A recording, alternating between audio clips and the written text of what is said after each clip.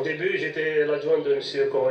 Kori Chitofir, l'ex-DTN de la fédération, et maintenant je me trouve à la tête de cette sélection nationale des U20, parce que c'est vrai, au début on a pensé qu'on participe avec les U23, mais par rapport aux objectifs de cette sélection,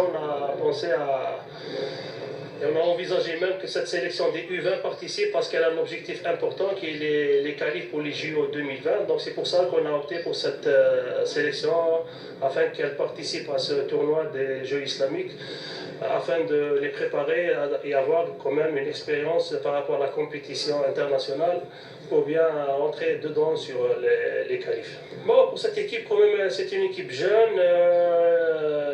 Aussi, elle est renforcée par quelques joueurs natifs 94. C'est des joueurs qui jouent carrément titulaires seniors. On espère qu'à la fin, il y a des clubs qui demandent aussi des joueurs qui jouent avec eux. Donc on espère qu'ils nous laissent quand même quelques joueurs qui sont indispensables par rapport à cette sélection.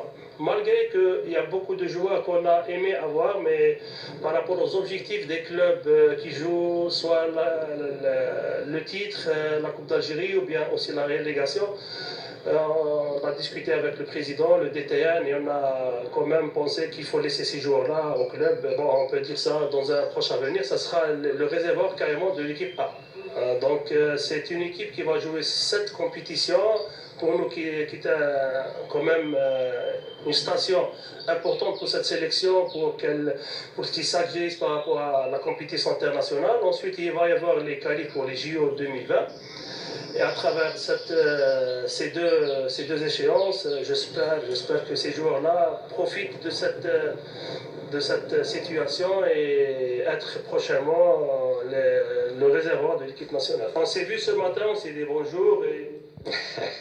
Voilà, donc c'était Ahmed Chafer, l'entraîneur des U20, plutôt U23, puisque c'est les U23 qui vont les représenter, mais comme vous l'avez entendu, l'équipe est composée surtout de joueurs U20 qui préparent eux aussi les Jeux Olympiques, les éliminatoires de Jeux Olympiques. On rappelle seulement que l'Algérie entrera en lice dans cette compétition, les Jeux de la solidarité islamique. Ce sera le 8 mai prochain face à la Turquie. Rachid Malek, un jeune entraîneur que vous connaissez, Ahmed Chafer, qui a travaillé avec donc Toufer Koreichi et qui là, il reprend les rênes de cette sélection.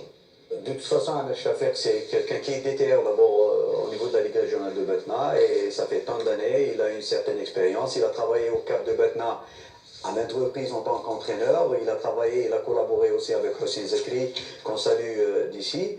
Donc c'est des gens très compétents, très assidus, et puis ils sont toujours là au niveau de cette fédération pour essayer de mener leur travail comme il faut. Et puis là, je reviens un petit peu, bon, aujourd'hui que Toufer Koreichi n'est plus, c'est lui qui a pris les rênes juste après, il l'a si bien dit tout à l'heure.